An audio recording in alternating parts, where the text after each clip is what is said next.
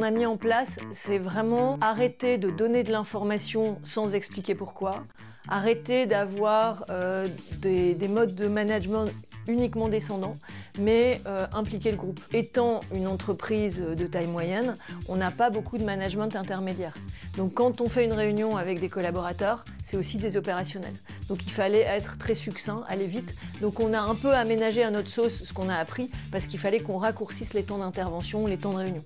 Nous avons commencé par exemple à se dire qu'il ne faut plus un système pyramidal dans l'entreprise. Donc nous avons créé un système avec un organigramme circulaire où nous avons des référents de pôle, c'est-à-dire que les filles qui sont responsables dans mon entreprise se rejoignent une fois par semaine pour réfléchir à la stratégie et aux problèmes et aux solutions qu'elles sont envisagées. On a mis en place des choses. Pour l'intégration des nouveaux conducteurs, un livret d'accueil, une boîte à idées qui pourrait être reprise ensuite dans l'entreprise, approfondir les entretiens individuels pour essayer de comprendre ce que les conducteurs veulent pour l'avenir. Et au niveau de l'équipe d'exploitation, on a commencé à mettre en place des réunions sur les techniques. On a un peu appris le RSM, ressenti, sens, mouvement. On prend la parole de chacun et à partir de ça, c'est très riche d'enseignement parce que ça nous permet effectivement de grandir. C'est vraiment l'objectif. Je me suis rendu compte qu'il fallait faire grandir les gens, à l'exploitation, à la comptabilité, et puis nos conducteurs aussi, parce que c'est eux qui nous représentent. Et vraiment, cette formation, c'est pour les impliquer, leur donner de l'implication et puis les motiver.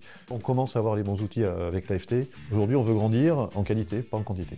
Il y a vraiment cette idée de vouloir aller de l'avant et de travailler les uns avec les autres. C'est une vraie mise en mouvement. On a bien travaillé dans l'entreprise, effectivement. On a élaboré un projet de qualité de vie au travail. On chemine petit à petit. On a libéré la parole et on a surtout réalisé et impliqué les collaborateurs dans les différents projets. Les ouvriers qui sont le plus loin des bureaux se rapprochent du bureau. Ils s'intéressent un peu plus à ce qu'on fait, à ce que fait l'entreprise, pourquoi elle le fait, comment. Ça change leur attitude et leur état d'esprit. Notre projet, c'était de travailler principalement sur la QVCT. On a nommé notre projet, histoire de l'identifier et pour l'inscrire sur le long terme. On a choisi de l'appeler Projection. On a déterminé 3 thématiques.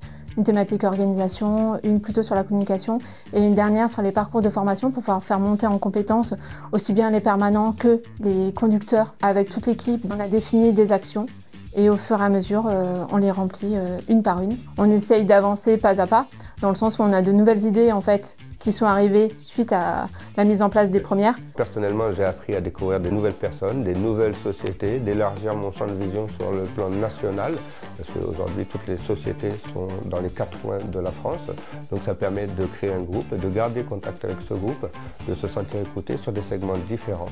Ce que ça m'a apporté aussi, c'est de pouvoir me dire que demain, je peux laisser ma société, développer ma société dans d'autres régions ou dans d'autres métropoles, puisque aujourd'hui, nous avons mis en place une structuration. La particularité que nous avions, c'est que David Bray avait déjà communiqué sa stratégie, avait déjà commencé à être dans le collaboratif et à essayer de donner du sens au travail de chacun. Par cet atelier, on a réussi à diffuser cette méthodologie et à l'étendre à l'ensemble des collaborateurs. Il y avait un changement d'amorcé, je dirais, et ce projet FACT a été un accélérateur. L'intuition de ce projet, elle est de faire vivre une expérimentation et avec le désir de donner envie à d'autres dirigeants du monde du transport, de la logistique, de se lancer dans un mode open source un peu, de leur mettre à disposition des outils et puis par les témoignages, de leur en donner envie d'en savoir plus, d'essayer de créer du désir.